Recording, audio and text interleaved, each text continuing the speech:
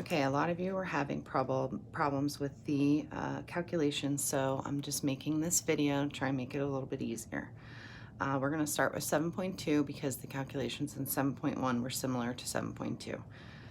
So right here we have the mass of the cylinder with the vinegar, and then we have the mass empty. So obviously to figure out the mass of the vinegar sample, you would subtract the empty from the mass of the cylinder.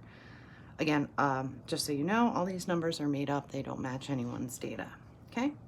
I gave myself an initial reading of 0 for the burette and a final reading of 18.54 milliliters. So my volume of NaOH used was 18.54 milliliters.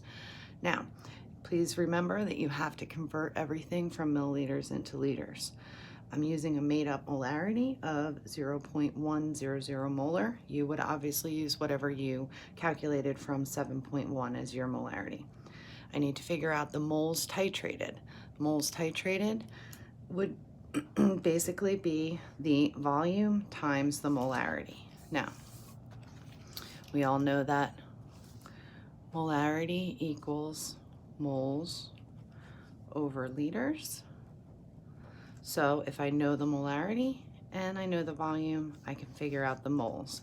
So I take my volume and multiply it by molarity. I get my moles of NaOH titrated as 0.001854 moles. Now, if you look at the calculation, it's a 1-to-1 mole ratio. So whatever your moles of NaOH are going to be your equivalent moles of your acetic acid. Right? Then you need to figure out the mass of the acetic acid in the sample. So what you're going to do is you're going to take your moles and you're going to divide it by the molecular weight. Okay? This equals 0.11 grams of acetic acid. To figure out the mass percentage, then you would then take that mass and you would go ahead and divide it by the mass of your vinegar sample and multiply it by 100. That would give you the percentage here. For your average, you're just going to do the same for trial 2 and trial 3 to get your average. Now, in looking at this question right here, the reported percent of, it's asking how the reported percent would change if a drop of the solution stuck to the side of the flask and was not washed down. So if it's stuck to the side of the flask, it means that it wasn't used to be titrated. So this volume here would increase. If this volume increases, the moles of the NaOH is going to increase. So the moles of the acetic acid will increase. You will have an increased mass, therefore you have an increased percentage, okay? Now for the antacid analysis. Again, the numbers are all made up. So I used a 0.35 or 345 grams for my mass of my antacid. We added 5 milliliters. Again, remember you will have to convert into liters. And our concentration was 1.0348 molar. This was on the data that was provided to you. So I need to figure out the moles of HCl added. Same as before, moles, molarity equals moles over liters. So since I have the molarity and I have the volume, I can figure out the moles.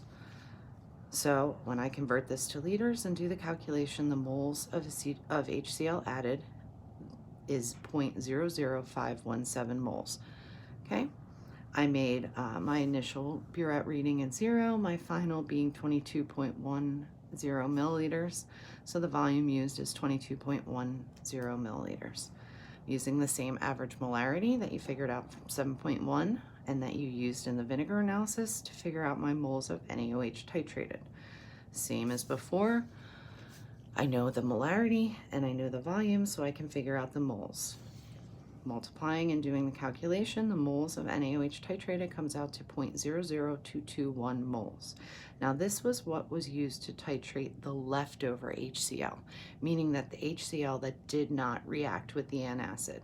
So if I need to know what figure out what did react with the antacid, what I would do is I would take the moles of the excess HCl that I titrated and subtract it from the original moles of HCl that I added. Doing that, you get 0.00296 moles that reacted with the antacid.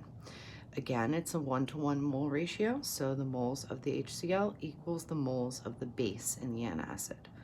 Then you have to figure out the moles of the base per gram of antacid. So what you're going to do is you're going to take your moles of your antacid and you're going to divide it by your mass. That gave me 0.0086 grams. Now, you would do that again for trial 2 and trial 3 to get an average right here, but here I'm just going to use this original number.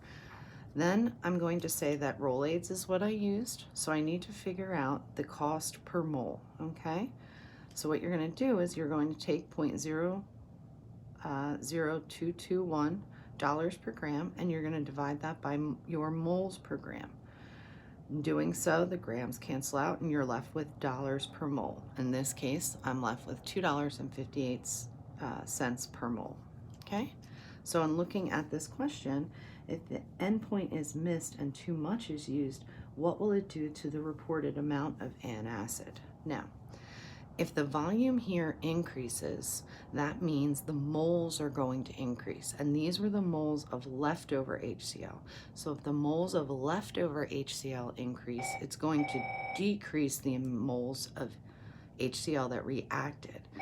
If that decreases, then the moles of base is going to decrease, then the per gram is going to decrease. So the amount of acid in your sample would be too low. I hope this helps.